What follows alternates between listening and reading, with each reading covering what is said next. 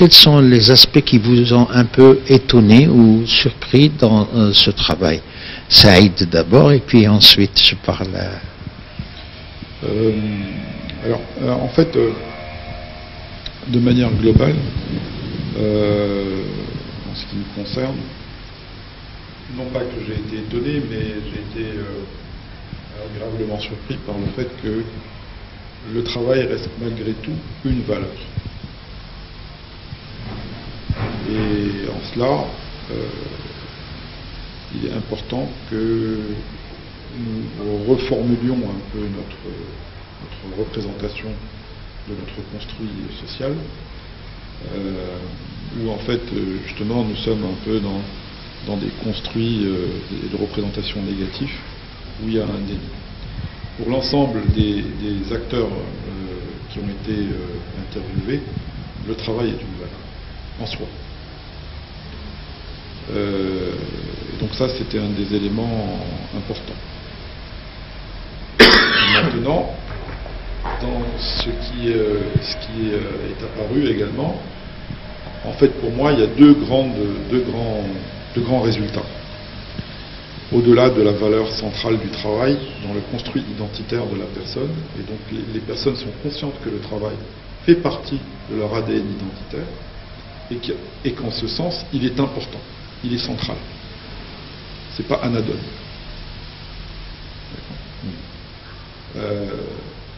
Le deuxième constat, c'est qu'il n'y a pas de déterminisme dans le sens et la valeur du travail pour l'ensemble des collaborateurs des organisations et pour les organisations. Comme a dit Matsrelli, il a employé au cours de ses interventions beaucoup le mot de construit social. Donc nous sommes dans un construit social. Et il n'y a pas de déterminisme. C'est une interaction permanente entre le collaborateur et l'organisation qui peut évoluer en dents de scie, mais qui n'évoluera pas sauf conscience de l'action de manière progressivement ascendante. Donc c'est pour ça qu'il n'y a pas de déterminisme. Un des autres résultats qui peut être intéressant d'observer, c'est le rapport romantique à l'entrepreneuriat que peuvent avoir les collaborateurs des organisations. Souvent à la question, est-ce que vous avez un projet, est-ce que vous souhaitez être entrepreneur, est-ce que vous avez un projet, vous avez beaucoup d'argent déjà. Voilà, si vous avez beaucoup d'argent, etc. Il y a un rapport assez romantique à cette dimension-là. Et donc, bon, il y a certainement des pistes d'action pour les organisations et pour la société à entreprendre.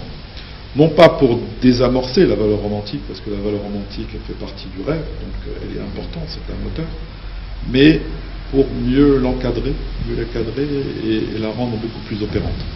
Donc, pour moi, en fait, voilà, c'était un peu ça. Dans les grandes lignes, c'est ça. Donc, le travail est une valeur. Il n'y a pas de déterminisme dans le sens et la valeur du travail. C'est un construit permanent entre le collaborateur et les organisations. Et donc, en fait, c'est des efforts de part et d'autre par rapport au cadre que nous avons présenté tout à l'heure. Les intentionnalités sont très importantes des uns et des autres. Les intentionnalités des organisations et les intentionnalités des collaborateurs sont extrêmement importantes. Bien sûr, les soubassements de ces intentionnalités sont souvent liés à des besoins, tels que modélisés par Maslow, mais ça c'est une grille de lecture, c'est pas la grille exclusive, mais les soubassements des intentionnalités sont des besoins, mais il y a un calibrage nécessaire à faire dans les organisations et il y a un effort. Le management des organisations doit faire un effort, mais les collaborateurs également doivent faire un effort. Donc d'adaptation pour arriver, comme a dit Matsrelli tout à l'heure, plus la distance entre les attentes et les intentionnalités est importante, plus le risque de dilettement est important. Oui. Dans le sens de ce que je viens d'articuler, en fait, il est très important de bien comprendre qu'un collaborateur et une organisation sont en relation et qu'ils contribuent à un construit organisationnel, tous les deux. Donc en fait, il peut y avoir différents modes d'interaction du collaborateur avec l'organisation et de l'organisation avec le collaborateur. Deux sont centrés, nous en avons modélisé 4. 2 sont centrés sur l'individu, sur le collaborateur, et 2 sont centrés sur le construit organisationnel et d'action. Donc, quand l'élément central dans la relation est la rémunération, le collaborateur est dans une dimension très personnelle, et l'organisation n'adresse pas nécessairement les besoins du collaborateur autres que celui de la rémunération. Quand la relation est centrée sur la technicité ou le savoir, là aussi, le construit entre l'organisation et le collaborateur est centré sur l'individu. Reste très personnel. Et donc, il n'y a pas de construit collectif dans ce cadre-là. Le construit collectif prend forme quand il y a une revendication de responsabilité et d'autonomie de la part du collaborateur et quand il y a un cadre qui permet la responsabilité et l'autonomie offert par l'organisation. Mais un vrai cadre, pas quelque chose de conceptuel ou de déclaré.